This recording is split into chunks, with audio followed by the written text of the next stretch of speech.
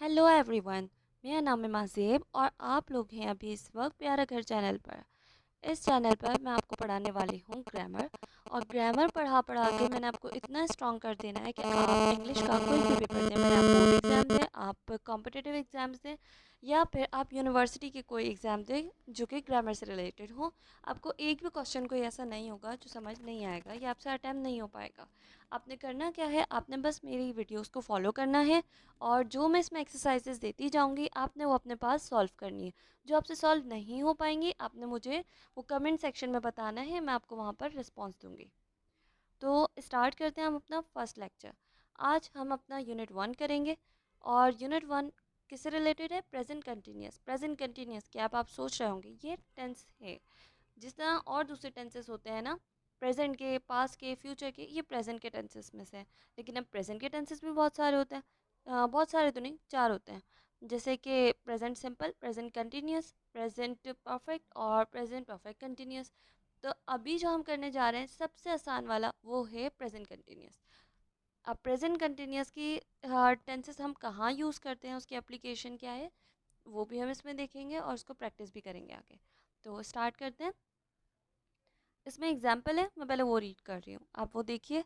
सारा is in her car, she is on her way to work, she is driving to work, this means she is driving now, at the time of speaking the action has not finished. अब इससे क्या बताना चाह रहे हैं वो, इस sentence के अंदर आपने क्या देखा? इसमें हमने देखा कि कुछ चीज़ें जो बोल्ड हुई हुई है आपकी स्क्रीन पे शो हो रही होंगी। एक तो वर्ड है ड्राइविंग और एक है वर्ड इज़। इसको बोल्ड करने का मकसद क्या है? यही मेन चीज़ है जिससे हम आइडेंटिफाई करेंगे कि टेंस कौन सा है। अब इसके अंदर हमने ड्राइविंग देखा ना, ड्राइविंग क्या है? फर्स्ट फॉर्म है ड्राइव की और उसके साथ आईएनजी लगा हुआ है। जब भी हम किसी वर्ड के साथ आईएनजी फॉर्म लगा दे तो वो कंटिन्यूस टेंस बन जाता है। अब वो कंटिन्यूस टेंस प्रेजेंट का है, पास्ट का है या फ्यूचर का है, ये हमें पता लगता है हेल्पिंग वर्ब से। यहाँ पर हेल्पिंग वर्ब क्या है? Is am are helping verb है प्रेजेंट कंटिन्यूस टेंसेस के। लेकिन अब ये इज़ एम आर किसी के साथ भी ऐसे ही नहीं यूज़ हो जाएंगे। ये अलग अलग प्रोनाउंस के साथ अलग अलग तरीके से यूज़ होंगे। जैसे प्रोनाउन है आई तो उसके साथ हेल्पिंग वर्ब यूज़ होगा एम, सेंटेंस हो जाएगा आई एम ड्राइविंग। और अगर प्रोनाउन आता है आपका शी, ही या फिर इट तो उसके साथ हेल्पिंग वर्ब यूज़ होगा इज़, तो सेंटेंस हो जाएगा he is working, she is working, it is working. और अगर आपका प्रोनाउन होता है वी, यू या फिर दे तो फिर आप हेल्पिंग वर्ब यूज़ करेंगे are. We are driving, we are doing, you are doing, they are doing. तो आई होप कि यहाँ से आपको क्लियर हुआ होगा कि प्रेजेंट कंटिन्यूस का टेंस किस तरीके से आइडेंटिफाई करना है। फर्दर हम देखते हैं इसको यूज़ कब किया जाता है। तो अब सेक्शन बी में रीड करती हूँ, आप इसको देखें। I am doing something, I started doing it and I haven't finished, I am in the middle of doing it. मतलब कि इन्होंने एक सेंटेंस दिया आई एम डूइंग समथिंग, तो आई एम डूइंग का मतलब क्या है कि स्टार्ट तो कर दिया काम लेकिन फिनिश नहीं हुआ है। जब काम बीच में है, अभी मिडिल में हूँ मैं, उसको कंप्लीट नहीं किया मैंने, तो मैं कौन सा टेंस यूज़ करूँगी इसके लिए? Present continuous. नीचे एग्जाम्पल्स में रीड कर रही हूँ, आपको और क्लियर हो जाएगा इससे।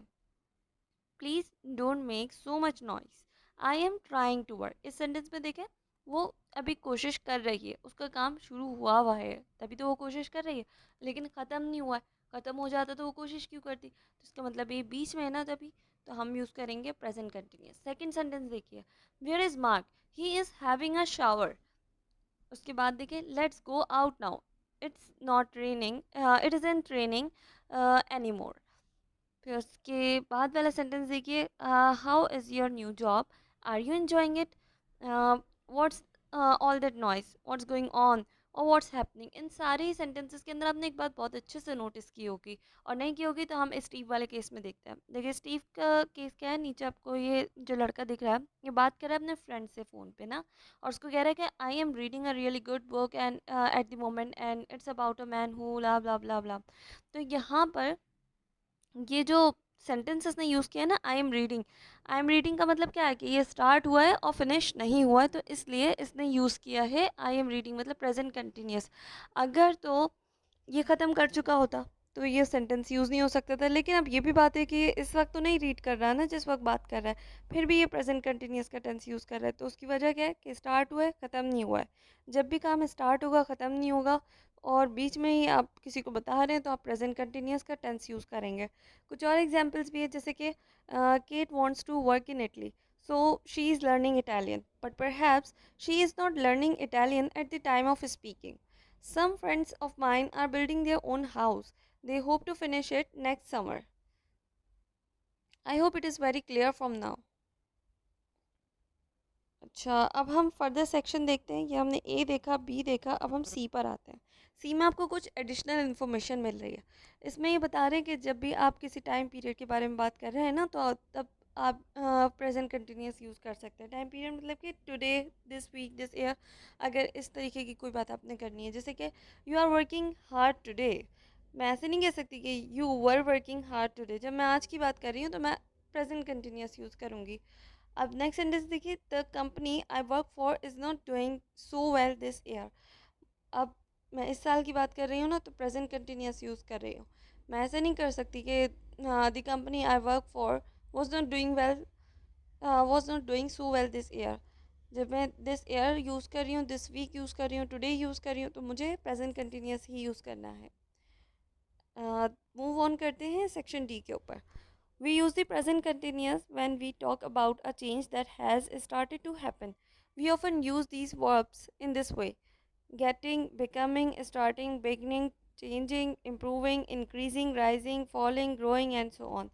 तो इससे आपको क्या समझ में आया? इससे ये समझ में आता है आपको कि जब भी कोई काम ऐसा हो, मतलब मतलब कोई चेंज आ रहा है, कोई चेंज आना स्टार्ट हो रहा है, तब हम प्रेजेंट कंटिन्यूस यूज़ करते हैं। जैसे कि is your English getting better, the population of the world is increasing so fast. At first, I didn't like my job, but I'm starting to enjoy it.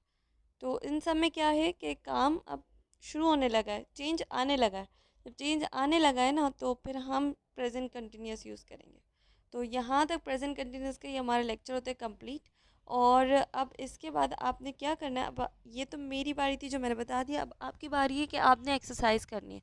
इसमें दो सेंटेंसेस देखे हुए में भी हैं कि आपने इसको कैसे लेकर चलना है इस एक्सरसाइज को। पहले वाला मैं पढ़ देती हूँ। Please don't make so much noise, I am trying to work. इसमें ब्रैकेट में आपने देख रहे होंगे कि आपको वर्ब भी दिया हुआ है और आपको सब्जेक्ट भी दिया हुआ है। इस वर्ब और सब्जेक्ट की मदद से आपने इसके अंदर सेंटेंस को कंप्लीट करना है। जैसे कि आई और ट्राई दिया हुआ था। अब मैंने आपको बताया कि जब भी हमें प्रेजेंट कंटिन्यूस का टेंस बनाना है, तो कंटिन्यूस के लिए आईएनजी आखिर में लगाएंगे। ट्राई के आगे ट्राई आईएनजी लगाए, ट्राइंग हो गया। अब आई आपको सब्जेक्ट दिया हुआ है। ये जो आई प्रोनाउन है, इसमें मैंने आपको सबसे पहले ए सेक्शन में ही बता दिया था कि आई के साथ कौन सा प्रोनाउन यूज़ होता है, एम। तो I am trying to work. Second sentence देखिए, let's go out now any more. अब इसमें ब्रैकेट में इट और रेन दिया हुआ है। इट के साथ कौन सा लगता है, सोचे ज़रा जल्दी से। इज़ लगता है। फिर रेन के आगे हम क्या लगा देंगे, आईएनजी फॉर्म लगा देंगे।